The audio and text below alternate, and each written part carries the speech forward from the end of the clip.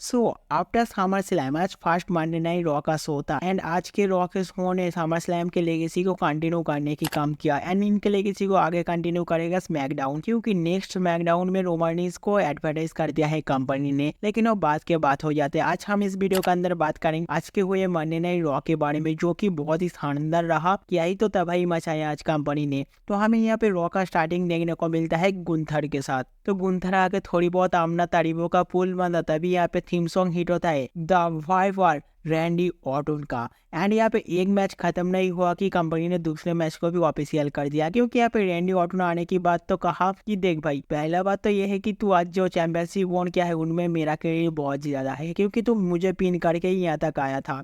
लेकिन the point is मैं pin ही नहीं हुआ था, क्योंकि मेरा कंधे यहाँ पे नीचे था ही नहीं। एंड इस चीज के ऊपर ना सिर्फ मुझे, साथ ही साथ ट्रिपल एच को भी प्रॉब्लम है एंड ट्रिपल एच को भी ऐसा लगता है कि इसका तो पार्ट 2 बनना ही चाहिए। एंड फिर इसी के साथ साथ रैंडी ऑर्टन ने चैलेंज कर देता है फॉर चैंपियनशिप एंड गुंथर ने भी एक अच्छा चैंपियन होने का फर्ज निभाया। उन्होंने भी बेझिझक इस चैलेंज को तुरंत एक्सेप्ट कर लिया एंड फिर एंड में जाके दोनों हैंडशेक भी किया। एंड यहाँ पे रैंडी ऑर्टन ने एक बात बोला था बहुत बढ़िया। उन्होंने कहा कि गुंथर तू बहुत अच्छा चैंपियन है, तू एक लेजेंड बन सकता है, लेकिन ये मत भूलना कि मैं अपने करियर को बिल्ड किया हूँ लेजेंड को किल करने की मदद से।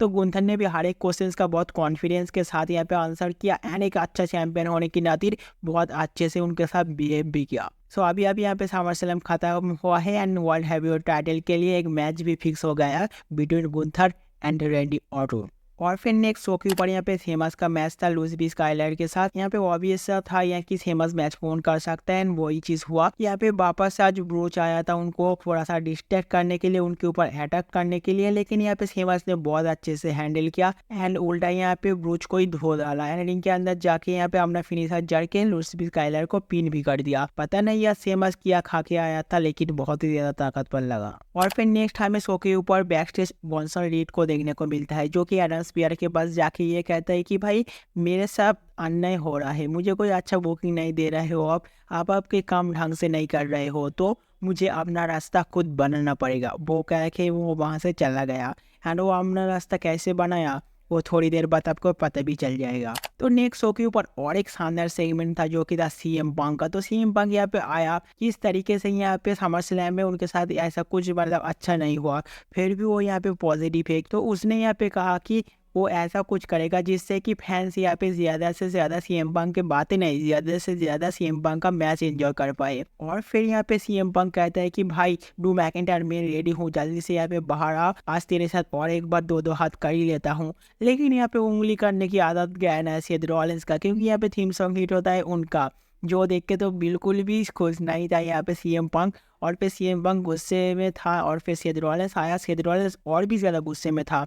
कहा कि अब वो वक्त आ चुका है, 10 साल बाद वो टाइम आ चुका है जब मैं तुझको एकदम धूल में मिटा सकता हूँ, मिट्टी में मिटा सकता हूँ। और फिर यहाँ पे कहता है सीएम पंक कि ठीक है भाई आजा, मैं रेडी हूँ तेरे लिए भी। और फिर यहाँ पे रिंग के अंदर जाता है, इन दोनों एक दूसरे से पर लड़ने ही वाला था, तब यहाँ पे वापस से और एक उंगली करने के लिए आ जाता है जो कि था ड्रू मैकिंटायर। और इस बार यहाँ पे ड्रू मैकिंटायर क्राउड के बीच में से आता है एंड बीच में से आने के बाद यहाँ पे वो बहुत सारे बातें बोला, लेकिन यहाँ पे Seth Rollins and CM Punk एक दूसरे से आंखें नहीं हटा रहा था, एक दूसरे के ऊपर एकदम फोकस था दोनों ही बंदे। और फिर ड्रू मैकिंटायर ने कहा कि अरे भाई इतने भी किया फोकस हो गए, मेरे ऊपर भी थोड़ा सा ध्यान दे दो, लेकिन यहाँ पे कोई उनके तरफ देख नहीं रहा था।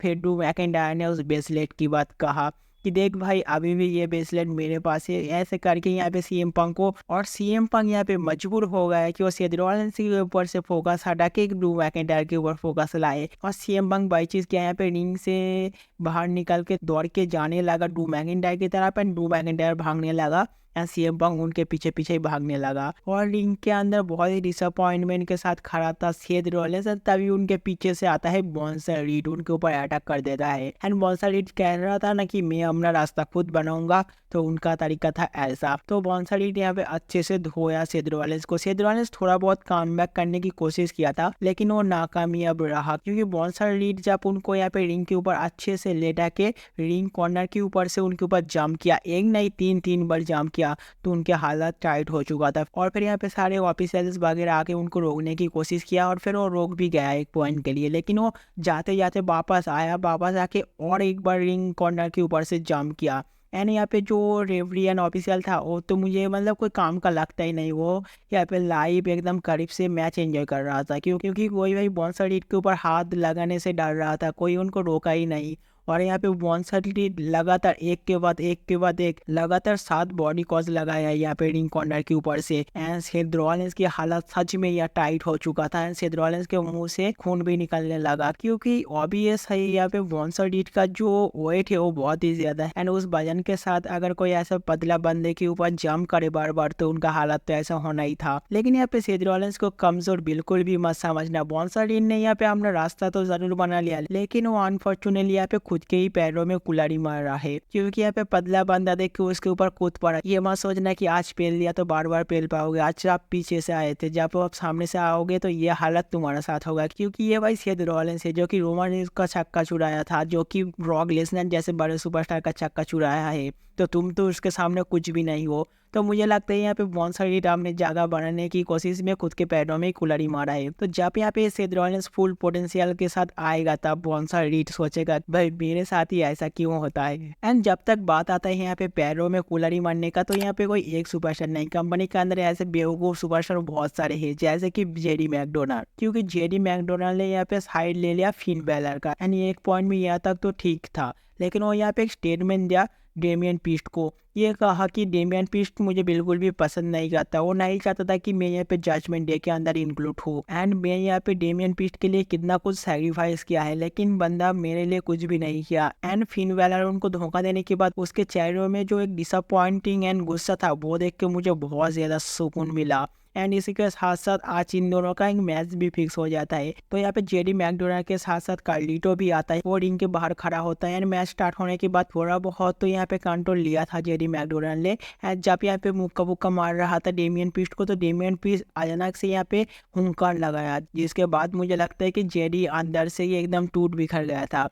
और फिर किया था, ऐसा लग रहा था कि एक शेर के सामने छोटे बिल्ली को छोड़ दिया है। इस तरीके से उसको कूटा पकड़ के इधर फेंक रहा है उधर फेंक रहा है, मतलब उसके साथ खिलवाड़ हो रहा था। लेकिन कहानी में ट्विस्ट आया, क्योंकि यहाँ पे फिन बैलर पीछे से आके अटैक कर दिया। ना सिर्फ फिन बैलर, साथ ही साथ यहाँ पे डॉम भी आता है एंड यहाँ पे लिव मॉर्गन भी आता है। एंड यहाँ पे पांचों बंदे मिलके एक साथ धोया डेमियन पीस्ट को। लेकिन भाई डेमियन पीस्ट का ताकत को मानना पड़ेगा, यहाँ पे चारों बंदे के खिलाफ जाके भी डोमिनेंस ले लिया था। लेकिन यहाँ पे एक्स फैक्टर निकला लिव मॉर्गन, क्योंकि यहाँ पे लिव मॉर्गन के ऊपर तो डेमियन ने हाथ उठाया नहीं, जिस चीज का फायदा उठा के यहाँ पे वापस से कंट्रोल ले लिया यहाँ पे फिन बैलर की टीम। एंड तभी यहाँ पे थीम सॉन्ग हिट होता है रिया रिप्ली का। रिया रिप्ली आने की बात यहाँ पे सारे लोग तो भागने लगे, लेकिन यहाँ पे लिव मॉर्गन बैरिकेड के ऊपर से जा ही रहा था, तब तक यहाँ पे रिया रिप्ली आके उनको पकड़ लिया और फिर किया था उनका गेम बजा दिया। और यहाँ पे अनाउंसमेंट टेबल के ऊपर भी उनको पावर बम लगाने ही वाला था, लेकिन यहाँ पे डॉम आके उनको सेव कर लेता है। और पता नहीं भाई यहाँ पे कौन सा नशा करके आया था जेडी मैकडोनाल्ड, क्योंकि रिया रिप्ली के आने के बाद सब लोग यहाँ पे भाग गया। एंड रिंग के अंदर डेमियन पीस्ट जब पड़ा था तो जेडी मैकडोनाल्ड जाके उनके ऊपर अपना हाथ साफ करने की सोचा, और फिर किया था रिया रिप्ली उनको एक फेड वर्स लगाया और फिर डेमियन पीस्ट एक कनाडा साउथ ऑफ हेवन। तो जेडी मैकडोनाल्ड का तो हर बार का है, चाहे वो यहाँ पे फिन बैलर के साथ रहे या पे चाहे वो डेमियन पीस्ट के साथ रहे, बलि का बकरा तो उनको ही मारना है। तो सारे लोग डेमियन पीस्ट के खिलाफ जाने के बाद भी रिया रिप्ली उनके साथ है, ये देख के डेमियन पीस्ट को बहुत अच्छा लगा। एंड ये दोनों एक साथ एक दूसरे को हग वगैरह किया और फिर दोनों एक साथ हैंड रेस वगैरह किया। एंड मुझे लगता है ये दोनों अगर एक साथ रहेगा तो ना तो इनको कोई चैंपियनशिप की ज़रूरत है ना तो कोई और दूसरे मेंबर की, ये दोनों मिलके कोई भी फैक्शंस को तोड़ने के लिए काफ़ी है। मुझे लगता है आगे आने वाले टाइम में इन दोनों का जोड़ी बहुत ही शानदार एंड मज़ेदार रहेगा।